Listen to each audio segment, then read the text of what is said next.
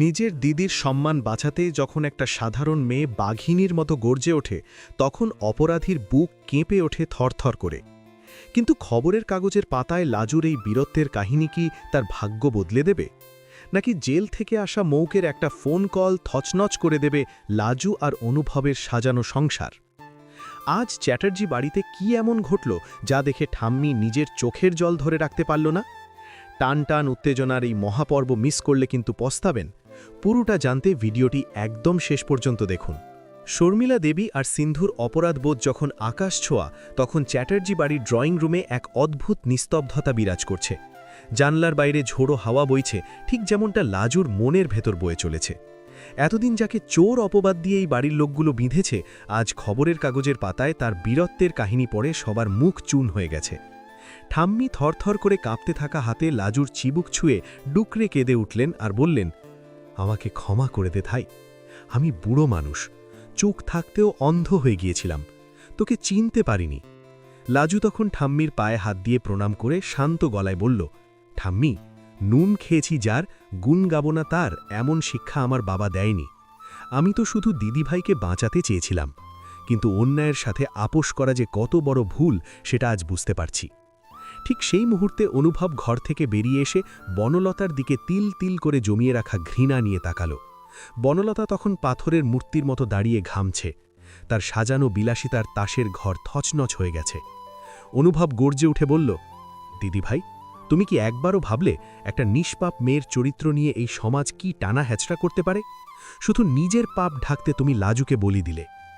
আজ থেকে এই বাড়িতে তোমার জায়গা হবে কিনা সেটা ঠাম্মি ঠিক করবেন, কিন্তু আমার চোখে তুমি আজ থেকে মৃত। বনলতা কান্নায় ভেঙে পড়ে লাজুর পায়ে ধরতে গেল, কিন্তু লাজু সরে দাঁড়িয়ে বলল, দিদিভাই, ক্ষমা চাওয়ার সময় পেরিয়ে গেছে, এখন প্রায়শ্চিত্ত করার সময় এসেছে। পুলিশ মৌককে ধরেছে ঠিকই, কিন্তু তার ২০ দাঁত এখনও ভাঙেনি। জেলের ভেতর থেকে সে যে হুমকি দিয়েছে তাতে মনে হচ্ছে ঝড় এখনও থামেনি। রাতের অন্ধকারে যখন চ্যাটার্জি বাড়ির সবাই ঘুমানোর চেষ্টা করছে, তখন লাজু জানলার ধারে দাঁড়িয়ে আকাশের দিকে তাকিয়েছিল। হঠাৎ একটা পাথরে মোড়ানো চিরকুট তার ঘরে এসে পড়ল। লাজু চমকে উঠে চিরকুটটা খুলে দেখল, সেখানে লাল কালিতে লেখা আছে, বাঘিনী শাস্তে এসেছিস তো, এবার দেখবি খাঁচার ভেতর তোর প্রিয় মানুষগুলো কেমন ছটফট করে, তোর জন্য যমদূত অপেক্ষা করছে, ইতি মৌক। লাজুর বুকটা ধক করে উঠল।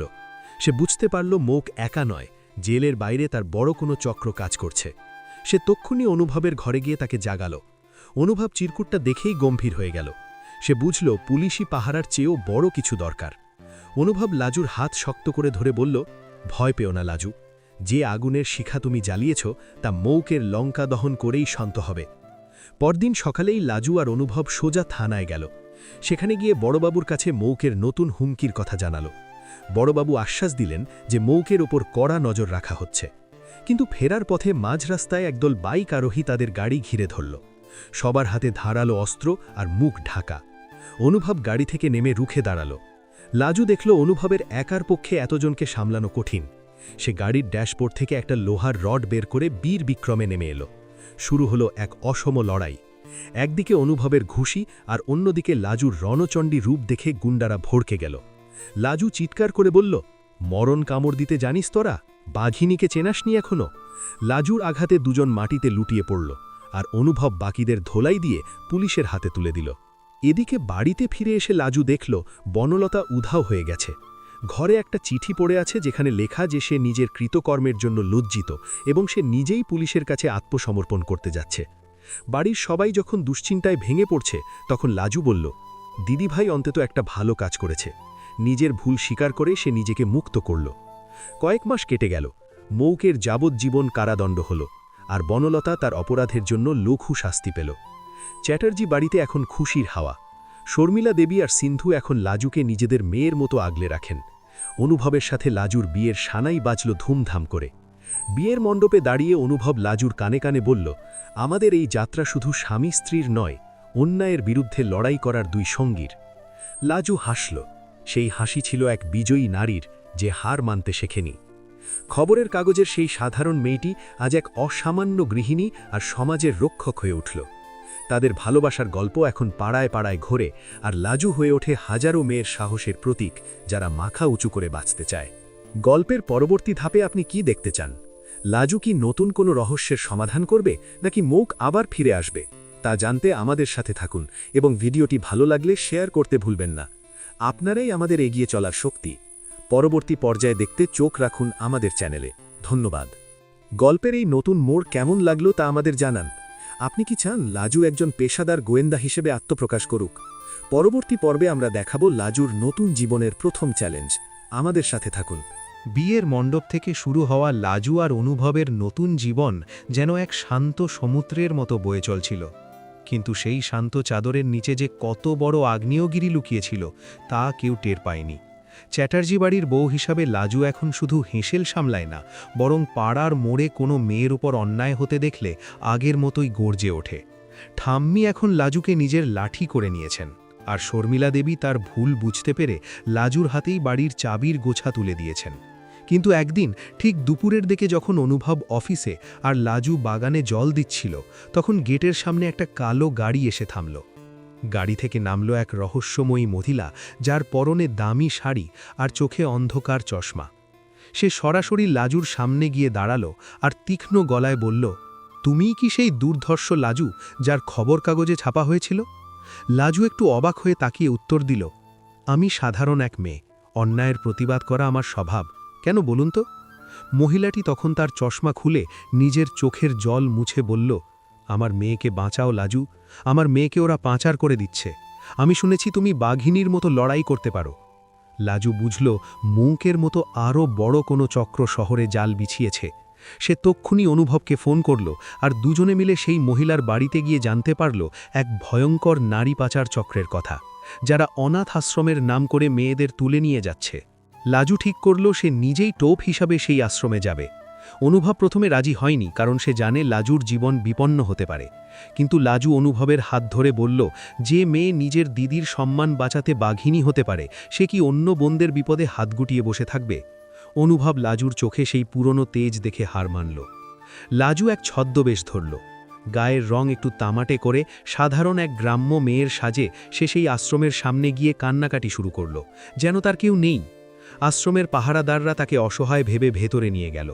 লাজু ভেতরে গিয়ে দেখল সেখানে আরও অন্তত 10-12 জন মেয়েকে আটকে রাখা হয়েছে, যাদের চোখে মুখে শুধু আতঙ্কের ছাপ।